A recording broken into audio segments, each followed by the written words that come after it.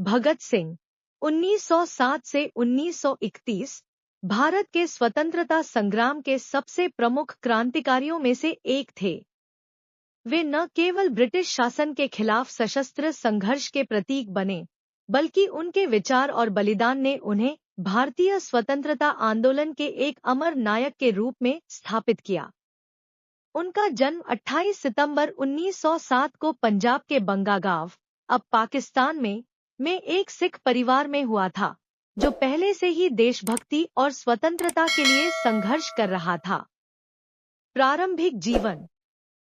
भगत सिंह का परिवार राजनीतिक रूप से जागरूक था और उनके पिता किशन सिंह और चाचा अजीत सिंह स्वतंत्रता संग्राम से जुड़े हुए थे। भगत सिंह ने अपने परिवार से देशभक्ति और क्रांतिकारी विचारों की प्रेरणा ली। बचपन में ही उन्होंने ब्रिटिश अत्याचारों को देखा और उनके मन में देश की आजादी की आग प्रज्वलित हो गई। 1919 के जलियांवाला बाग हत्याकांड ने उनके मन पर गहरा प्रभाव डाला, जिससे वे ब्रिटिश शासन के खिलाफ सशस्त्र संघर्ष के प्रति समर्पित हो गए। क्रांतिकारी गतिविधियां।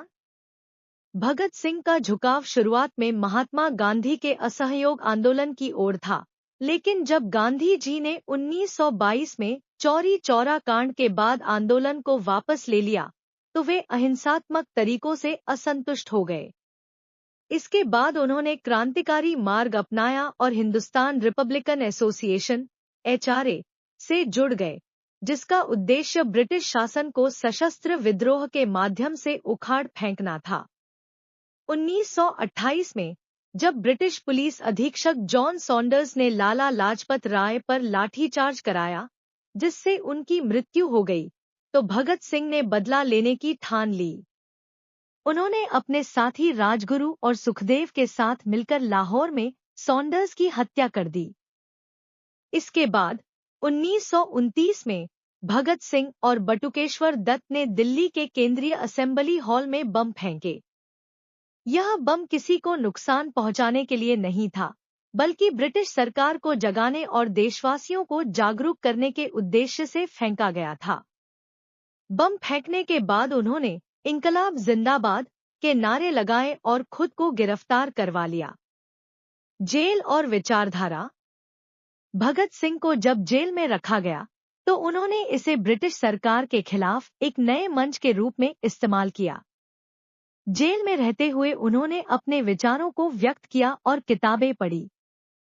वे एक नास्तिक थे और समाजवाद के समर्थक थे। उनका मानना था कि केवल राजनीतिक आजादी से कुछ नहीं होगा, बल्कि सामाजिक और आर्थिक आजादी भी जरूरी है। उन्होंने जेल में रहते हुए भूख हड़ताल की, जिससे उनकी स्थिति और गंभीर हो गई। इस भूख हड़ताल का उद्देश्य भारतीय कैदियों के साथ ब्रिटिश कैदियों के समान व्यवहार की मांग करना था। मृत्यु और विरासत। भगत सिंह, सुखदेव और राजगुरु को 23 मार्च 1931 को लाहौर जेल में फांसी दे दी गई। उस समय उनकी उम्र केवल 23 वर्ष थी, लेकिन इस युवा क्रांतिकारी के बलिदान ने पूरे देश को हिला दिया।